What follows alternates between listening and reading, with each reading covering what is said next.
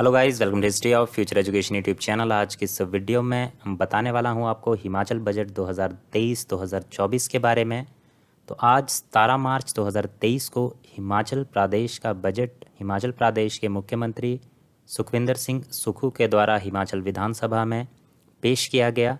तो इसके बारे में बात करेंगे। सबसे पहले बात करेंगे जो इस बजट के मुख्य बिंदु रहे हैं। तो इसमें सबसे पहले बता दूं आपको कि 53,413 करोड़ रुपए का ये बजट का आकार जो है वो प्रस्तावित किया गया है।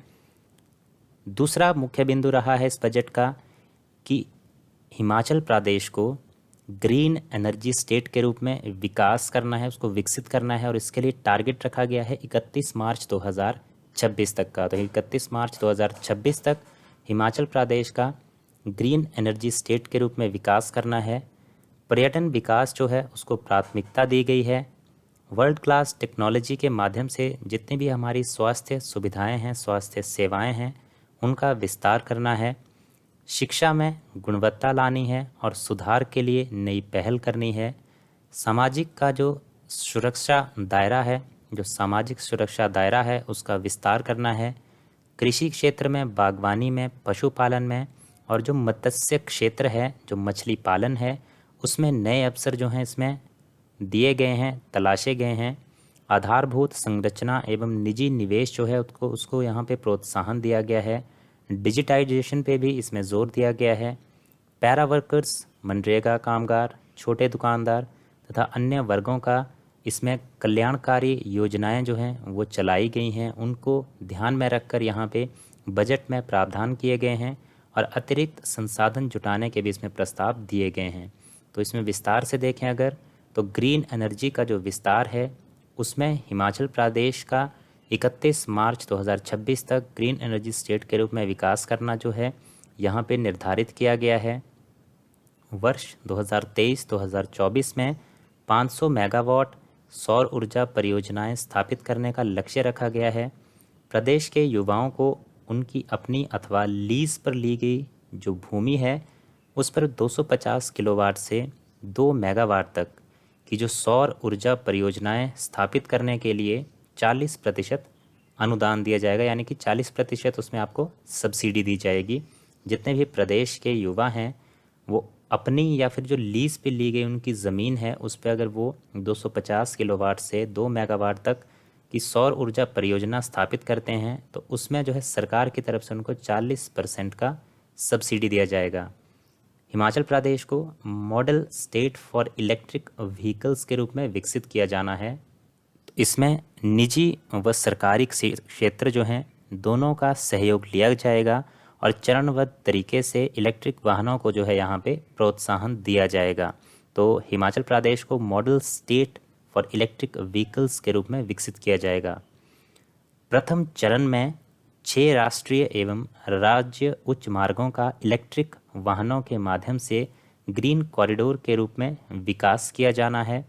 तो इसका जो प्रथम चरण होगा, ये जो ग्रीन स्टेट मॉडल का एक यहाँ पे प्रस्ताव रखा गया है, उसमें जो प्रथम चरण रहेगा उसमें 6 राष्ट्रीय एवं राज्य उच्च मार्गों का इलेक्ट्रिक वाहनों के माध्यम से ग्रीन कॉरिडोर के रूप में यहाँ पे विकास किया जाएगा। जितने भी प्राइवेट बस ऑपरेटर्स हैं उनको ई बस और जो प्राइवेट ट्रक ऑपरेटर हैं उनको ई ट्रक खरीदने के लिए सरकार की तरफ से 50% की सब्सिडी दी जाएगी और अधिकतम 50 लाख रुपए तक का सब्सिडी यहाँ पे सरकार के द्वारा दिया जा सकता है। और जितने भी अगर कोई प्राइवेट ऑपरेटर चार्जिंग स्टेशन स्थापित करना चाहते हैं तो उसमें भी उनको 50% का सब्सिडी है वो इसमें दिया जाएगा। अब HRTC में जो 1500 डीजल बसें हैं उनको ई बसों से चरणबद्ध ढंग से बदलने के लिए 1000 करोड़ रुपए का यहाँ पे व्यय किया जाएगा, यानी कि जो 1500 डीजल बसें हैं उनको ई बसों में यहाँ पे चेंज किया जाएगा। उसके लिए 1000 करोड़ रुपए यहाँ पे खर्च होगा। 20,000 मेधावी छात्र जो हैं उनको इलेक्ट्रिक स्कूटी पर 25,000 रुपये तक का अनुदान उपदान जो है वो दिया जाएगा, यानी कि सब्सिडी यहाँ पे प्रदान की जाएगी। तो जो 20,000 मेरिटोरियस गर्ल स्टूडेंट्स होंगी, यानी कि जो मेधावी छात्राएं होंगी 20,000, उनको जो इलेक्ट्रिक स्कूटी है उस पर 25,000 रुपये की सब्सिडी प्रदान की जाएगी। हिमाचल प्रदेश को अग्रणी ग्रीन हाइड्रोजन अर्थव्यवस्था बनाने के लिए ग्रीन हाइड्रोजन नीति बनाई जाएगी, ये भी यहाँ पे प्रस्तावित की गई है। हाइड्रो पावर में 1,000 मेगावाट के प्रोजेक्ट के कार्य जो हैं वो पूरे किए जाएंगे। प्रत्येक जिला उसकी 2 पंचायतें, यानी कि हर एक जिले की जो 2 पंचायतें होंगी उनको पायलट आधार पर ग्रीन पंचायतों में विकसित किया जाएगा। वो 2 पंचायतें कोई भी हो सकती हैं, लेकिन टारगेट ये रखा गया है कि पायलट आधार पे पहले हर एक जिले की 2 पंचायतें जो है उनको ग्रीन पंचायत में विकसित किया जाएगा। वर्ल्ड बैंक जो है उनकी सहायता से 2,000 करोड़ रुपए की लागत से Himachal Pradesh power sector development programme जो है यहाँ पे स्टार्ट किया जाएगा। तो जो वर्ल्ड बैंक है उनकी हेल्प के साथ यहाँ पे 2,000 करोड़ रुपए के खर्च के साथ Himachal Pradesh power sector development programme जो है यहाँ पे स्टार्ट किया जाएगा। HPTCL के द्वारा 464 करोड़ रुपए की लागत से 6 EHV सबस्टेशनों, 5 ट्रांसमिशन लाइनों व एक संयुक्त नियंत्रण केंद्र जो है यानी कि ज्वाइंट कंट्रोल सेंटर, इसके निर्माण कार्यों को पूरा किया जाएगा। और ऊर्जा के क्रय विक्रय के दक्ष प्रबंधन हेतु, यानी कि ऊर्जा जो है उसका जो क्रय विक्रय होगा यानी कि सेल होगी और जो परचेज होगी पावर की, उसके लिए जो है सेंट्रलाइज्ड सेल स्थापित किया जाएगा। नेक्स्ट अब बात करेंगे पर्यटन विकास पे, यानी कि टूरिज्म डेवलपमेंट के लिए क्या क्या यहाँ पे प्रावधान किए गए हैं। तो मंडी एवं कांगड़ा हवाई अड्डे के विस्तार के लिए भू अधिग्रहण प्रक्रिया आरंभ की जाएगी। जिला मुख्यालयों में हेलीपोर्ट का निर्माण किया जाएगा। जितने भी जिला मुख्यालय हैं वहाँ पे हेलीपोर्ट का निर्माण होगा। संजौली और बद्दी से हेली टैक्सी का संचालन शीघ्र जो है यहाँ पे शुरू किया जाएगा। कांगड़ा जिला जो है उसको हिमाचल प्रदेश के टूरिज्म कैपिटल के रूप में विकसित किया जाएगा। तो कांगड़ा जिले के लिए ये यहाँ पे बात कही गई है। एग्जामिनेशन पॉइंट ऑफ व्यू से भी काफ़ी ज़्यादा इंपॉर्टेंट होती है कि किस जिले को यहाँ पे हिमाचल प्रदेश के टूरिज्म कैपिटल के रूप में विकसित किया जाएगा, तो वो रहेगा कांगड़ा जिला। और इसमें शामिल होंगे इंटरनेशनल स्टैंडर्ड के गोल्फ कोर्स जिनका यहाँ पे निर्माण होगा टूरिज्म कैपिटल में। और स्थानीय कला एवं संस्कृति को प्रोत्साहित करने के लिए पर्यटन ग्राम की स्थापना होगी। वरिष्ठ नागरिकों के लिए ओल्ड एज होम विकसित किए जाएंगे। आइस स्केटिंग एवं रोलर स्केटिंग रिंक का यहाँ पे निर्माण होगा। पौंग डैम में water sports, shikara, cruise, yacht इत्यादि की व्यवस्था की जाएगी। बनखंडी में 300 करोड़ रुपए की लागत से चिड़ियाघर का निर्माण होगा। नेक्स्ट है यहाँ पे ADB यानी कि एशियन डेवलपमेंट बैंक, इनके माध्यम से 1311 करोड़ रुपए की लागत से पर्यटन विकास योजना के अंतर्गत कांगड़ा, हमीरपुर, कुल्लू, शिमला, मंडी सहित अन्य जिलों में हेरिटेज साइट्स के सौंदर्यकरण, इको टूरिज्म एवं पर्यटन सुविधाओं के लिए कार्य योजना होगी। साथ ही साथ प्रदेश के युवाओं को पर्यटन एवं आतिथ्य क्षेत्र में कौशल विकास के लिए बाकना घाट में 68 करोड़ रुपए से उत्कृष्ट केंद्र के निर्माण कार्य को पूरा किया जाएगा। तो प्रदेश के जितने भी युवा हैं उनको पर्यटन एवं आतिथ्य जो क्षेत्र है, इस क्षेत्र में उनके कौशल विकास के लिए बाकना घाट में 68 करोड़ रुपए से उत्कृष्ट केंद्र के निर्माण कार्य को पूरा किया जाएगा। यानी कि जो स्किलिंग कोर्स हैं टूरिज्म एंड हॉस्पिटैलिटी सेक्टर्स में, इसके लिए सेंटर ऑफ एक्सीलेंस बाकना घाट में स्थापित किया जाएगा। नेक्स्ट अब बात करेंगे स्वास्थ्य सेवाओं के सुदृढ़ीकरण और विस्तार के लिए। तो सभी मेडिकल कॉलेजों में चरणबद्ध तरीके से रोबोटिक्स सर्जरी की यहाँ पे सुविधा दी जाएगी और ये फेज्ड मैनर में सुविधाएं जो हैं सुनिश्चित की जाएंगी।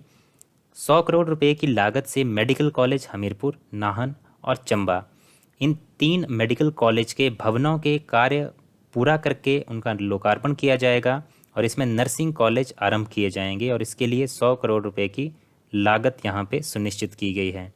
प्रदेश के सभी मेडिकल कॉलेजों में कैजुअलिटी विभाग को अपग्रेड करके इमरजेंसी मेडिसिन डिपार्टमेंट स्थापित किया जाएगा। प्रत्येक विधानसभा क्षेत्र में एक स्वास्थ्य संस्थान को आदर्श स्वास्थ्य संस्थान के रूप में विकसित किया जाएगा। यानी कि जितने भी हमारे विधानसभा क्षेत्र हैं उनमें जो एक स्वास्थ्य संस्थान होगा, कोई भी ले सकते हैं, उस एक स्वास्थ्य संस्थान को आदर्श स्वास्थ्य संस्थान के रूप में विकसित किया जाएगा।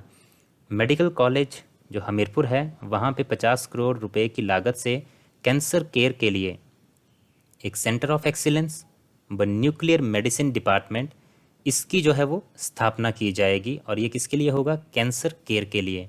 और 50 करोड़ रुपए की इस पर लागत मापी गई है। सभी मेडिकल कॉलेज जो होंगे उनमें पीईटी स्कैन की सुविधा जो है वो उपलब्ध होगी।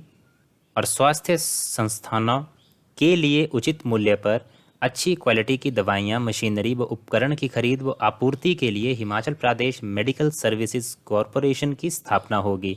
तो स्वास्थ्य संस्थान जितने भी हैं उनमें जो अच्छी क्वालिटी की दवाइयाँ, मशीनरी या उपकरण, इन चीज़ों की जो खरीद और आपूर्ति होगी उसके संचालन के लिए, उसके उचित मूल्य पर अच्छी खरीद के लिए Himachal Pradesh medical services corporation की स्थापना होगी।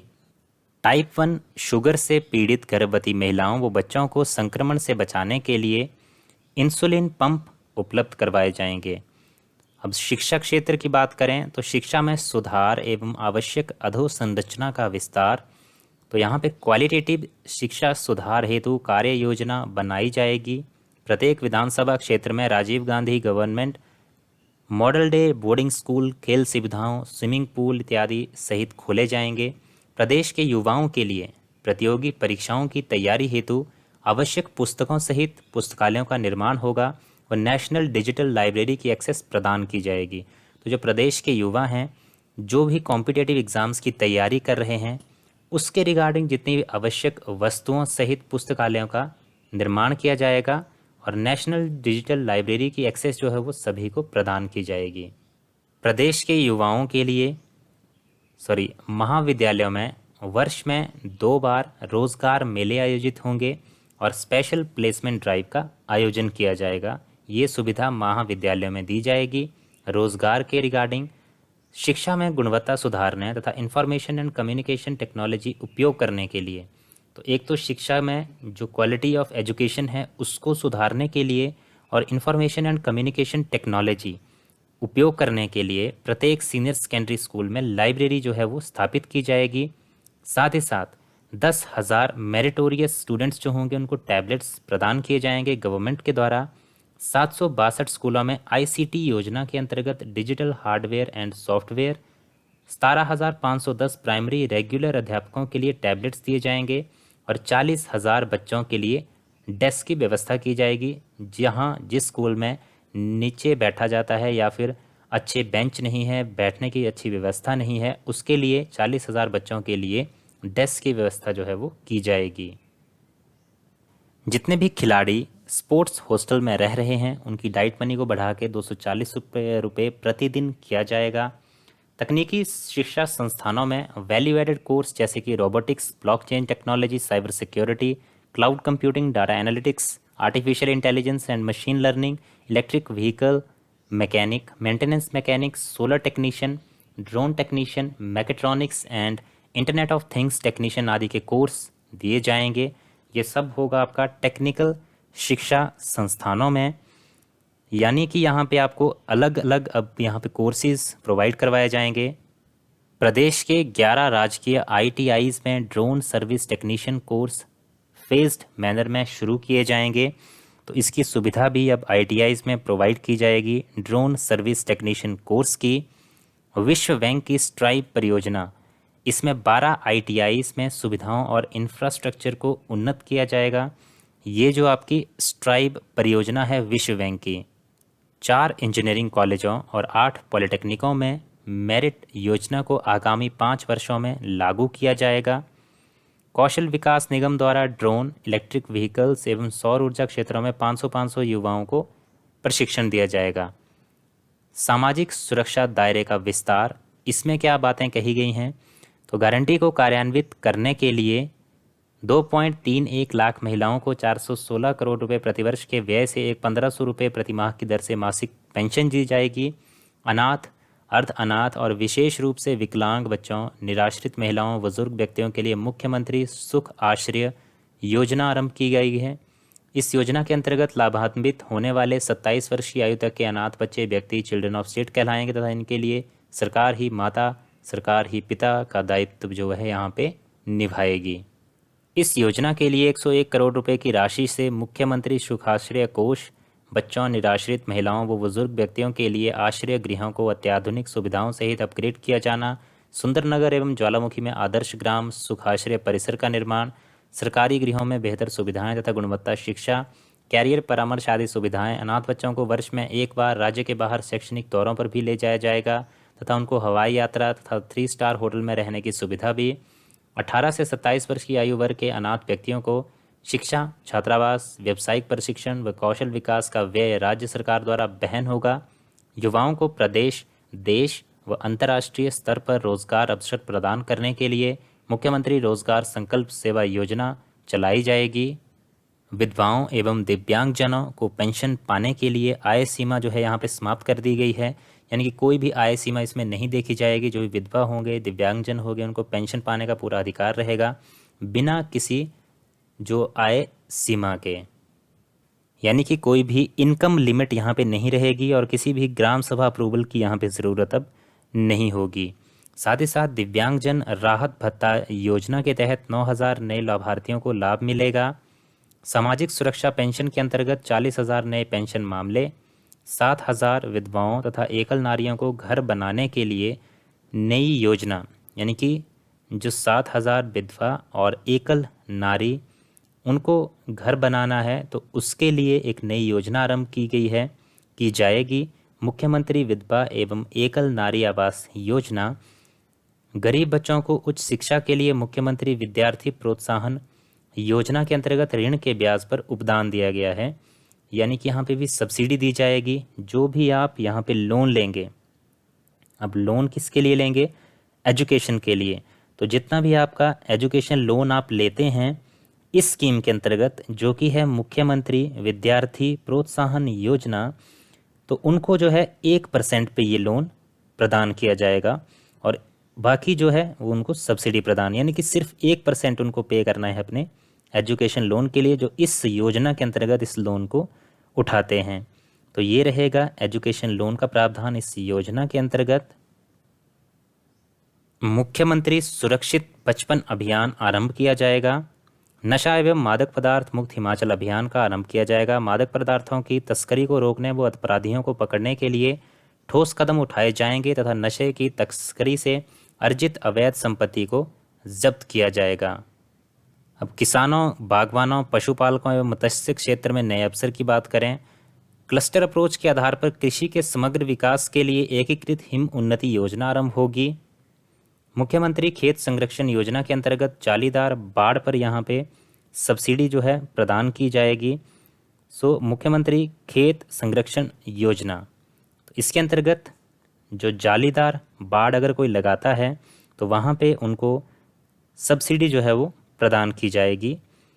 सब मिशन ऑन एग्रीकल्चर मैकेनाइजेशन के अंतर्गत किसानों को ट्रैक्टर पर 50% सब्सिडी जो है वो प्रदान की जाएगी।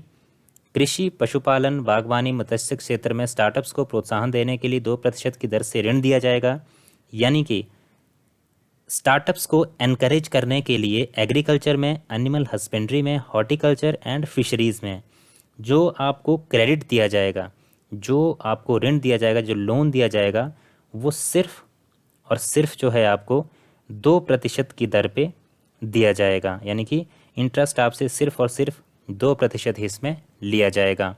दुग्ध उत्पादन को बढ़ावा देने के लिए हिमगंगा योजना चलेगी। मिल्क प्रोसेसिंग प्लांट स्थापित तथा स्तरोन्नत करने के लिए यहाँ पे प्रयास किए जाएंगे। 44 मोबाइल वैन्स के माध्यम से पशु चिकित्सा सेवा दी जाएगी। 1292 करोड़ रुपए से हिमाचल प्रदेश शिवा प्रोजेक्ट के अंतर्गत प्रदेश के 7 जिलों में बागवानी का विकास होगा। एफपीओस के सहयोग से ग्रेडिंग, पैकिंग हाउस व कोल्ड स्टोर स्थापित किए जाएंगे। फिश फार्मिंग के लिए नई तकनीकों पर आधारित कार्य योजना। 120 नई ट्राउट इकाइयों सहित निजी क्षेत्र में 20 हेक्टेयर नए मछली तालाबों का निर्माण किया जाएगा। मछुआरों को 1000 फेंकवा जाल यानी कि कास्ट नेट जो हैं उपदान पर सब्सिडी पर यहाँ पे प्रोवाइड करवाए जाएंगे। और साथ ही साथ अगर कोई मछली तालाब का निर्माण करता है तो उसके लिए सरकार के द्वारा 80% सब्सिडी जो है प्रदान की जाएगी, यानी कि अगर कोई 1 लाख खर्चा करता है मछली तालाब बनाने के लिए, तो 80,000 रुपये सब्सिडी सरकार की तरफ से प्रदान की जाएगी। मछली पालन से जुड़े किसानों को प्रशिक्षण हेतु कार्प फार्म गगरेट में प्रशिक्षण केंद्र की स्थापना की जाएगी। नेक्स्ट है यहाँ पे आधारभूत संरचना एवं निजी निवेश को प्रोत्साहन देना, यानी कि बेसिक जो इंफ्रास्ट्रक्चर है हमारा और प्राइवेट इन्वेस्टमेंट है उसको प्रमोट करना। वो कैसे किया जाएगा?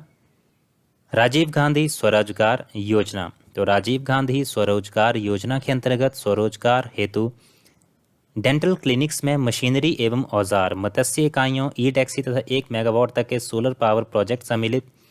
ई टैक्सी पर मिलने वाला जो सब्सिडी है सभी वर्गों के लिए 50% रहेगा। नई औद्योगिक नीति तथा निवेशकों की सुविधा के लिए ब्यूरो ऑफ इन्वेस्टमेंट प्रमोशन की स्थापना की जाएगी।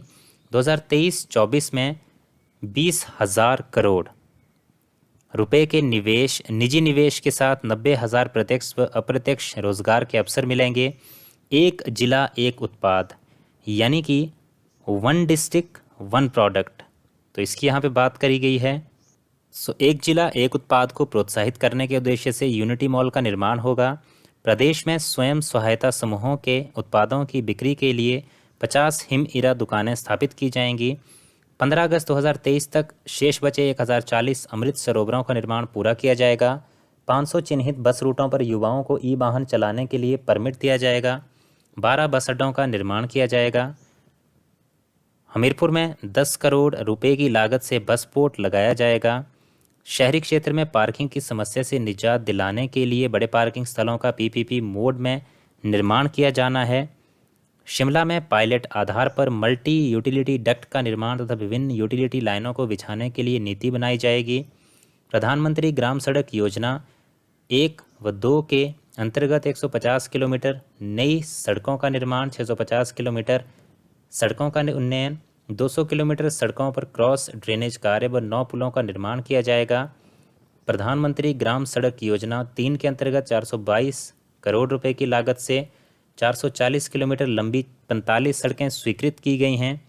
178 किलोमीटर लंबाई के 5 राष्ट्रीय उच्च मार्गों को 2 लेन से 4 लेन स्तरोन्नत करने के लिए 4,700 करोड़ रुपए का प्रस्ताव केंद्र सरकार को प्रेषित किया गया है। CRIF के अंतर्गत 500 करोड़ रुपए की 5 सड़कें पुल परियोजनाएं भारत सरकार को वित्त पोषण हेतु प्रेषित। मुख्यमंत्री सड़क एवं रखरखाव योजना का आरंभ किया जाएगा। पेयजल एवं सिंचाई परियोजनाओं के प्राक्कलन में सोर्स सस्टेनेबिलिटी के लिए कुल परियोजना लागत का 10% प्रावधान है। प्रदेश के 5 शहरों मनाली, बिलासपुर, पालमपुर, नाहन व करसोग में सीवरेज स्कीमों का निर्माण, पेयजल, सिंचाई तथा सीवरेज स्कीमों के रखरखाव एवं परिचालन के लिए विभिन्न श्रेणियों के 5,000 पद भरे जाएंगे। जाठिया देवी शिमला में नए शहर का विकास होगा। नेक्स्ट पॉइंट है डिजिटाइजेशन एवं गवर्नेंस। तो प्रदेश सचिवालय, सभी निदेशालयों तथा उपायुक्त कार्यालयों में ई ऑफिस की व्यवस्था की जाएगी। मुख्यमंत्री सेवा संकल्प हेल्पलाइन के लिए व्हाट्सएप व स्वचालित चैट बॉक्स का उपयोग किया जाएगा। आवारा पशुओं की सूचना के लिए एक नई मोबाइल ऐप का मुख्यमंत्री सेवा संकल्प हेल्पलाइन के साथ एकीकरण किया जाएगा। लाभार्थियों को विभिन्न लाभ बिना किसी देरी के सीधे पहुंचाने के लिए उन तक डीबीटी पोर्टल आरंभ किया जाएगा। ड्रोन व ड्रोन प्रौद्योगिकी उद्योग के लिए एक व्यापक नीति व ड्रोन सक्षम शासन, स्टेट डाटा सेंटर का विस्तार किया जाएगा। परिवारों से संबंधित आवश्यक सूचना के साथ हिम परिवार की स्थापना, इससे विभिन्न सरकारी योजनाओं को लाभ लेने में सुविधा होगी। प्रदेश में 4G तथा 5G सेवाओं का विस्तार, लोकमित्र केंद्रों की संख्या बढ़कर 6,000 होगी। प्राथमिक कृषि सहकारी सभाओं का कंप्यूटरीकरण होगा।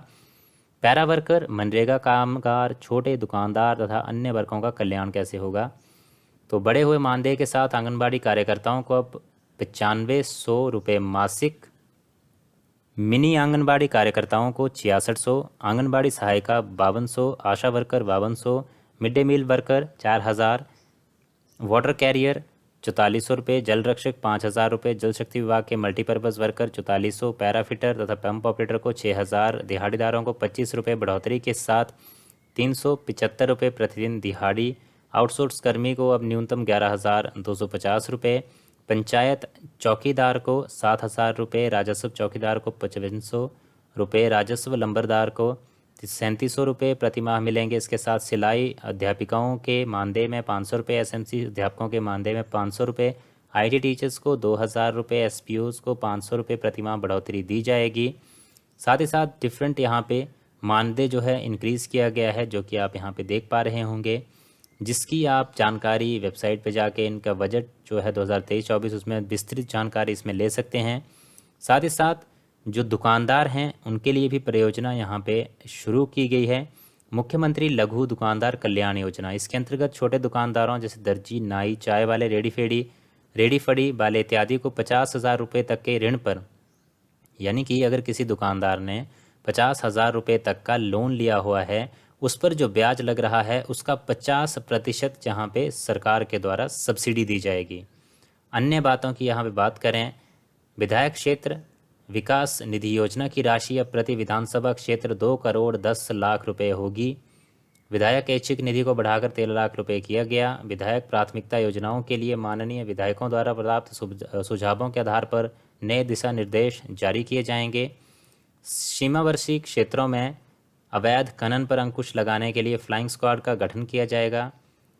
राजस्व विभाग में ऑनलाइन रजिस्ट्रेशन के कार्य को पूरे प्रदेश में किया जाएगा। स्वामित्व योजना को शेष बचे जिले में मार्च 2024 तक पूरा करने का लक्ष्य रखा गया है। हिमाचल प्रदेश भूजोत अधिकतम सीमा अधिनियम 1972 में संशोधन कर बेटियों को अलग इकाई बनाया जाएगा। लाहौल स्पीति, किन्नौर जिलों में मौसम की जानकारी के लिए डॉपलर रडार स्थापित किए जाएंगे। आपदा मित्र योजना के अंतर्गत बाढ़, भूस्खलन व भूकंप की आशंका वाले जिलों में 1500 सामुदायिक एवं सेवकों को प्रशिक्षित किया जाएगा। फॉरेस्ट क्लियरेंस केसेस के शीघ्र निपटान के लिए जिला स्तरीय समितियों का गठन होगा। मुख्यमंत्री ग्रीन कवर मिशन के अंतर्गत जलवायु अनुकूल हरित आवरण, आम जनता की सुविधा व प्रक्रिया में सरलीकरण के उद्देश्य से हिमाचल प्रदेश भू कोड व भू अभिलेख मैनुअल का संशोधन किया जाएगा। शहरी क्षेत्रों में पुलिस कर्मियों को आवासीय सुविधा मिलेगी। अपराधों, खनन गतिविधियों पर कड़ी नज़र रखने के लिए पुलिस विभाग द्वारा ड्रोन्स का प्रयोग किया जाएगा। संस्कृति एवं कला के प्रचार व प्रसार के लिए राज्यों के प्रमुख शहरों में हिमाचल उत्सव का आयोजन किया जाएगा और 25,000 सरकारी पदों पर भर्ती यहाँ पे की जाएगी। अब ये 25,000 विभिन्न जो वैकेंसीज़ हैं वो कहाँ, किस डिपार्टमेंट में भरी जाएंगी, तो स्वास्थ्य विभाग में विशेषज्ञ डॉक्टर्स की पोस्ट निकलेंगी। डॉक्टर्स, नर्सें, रेडियोग्राफर, ओटी सहायक, lab technician, pharmacist, MRI technician, ECG technician और अन्य टेक्नीशियनों के पद शामिल हैं इसमें। मेडिकल कॉलेजेस में भी यहाँ पे वैकेंसीज निकलेंगी समुचित फैकल्टी की। तकनीकी शिक्षा विभाग में विभिन्न श्रेणियों के अध्यापक एवं इंस्ट्रक्टर के पद भरे जाएंगे। शिक्षकों की भर्ती होगी। पुलिस आरक्षी भर्ती होगी। राजस्व विभाग के कर्मियों की भर्ती होगी।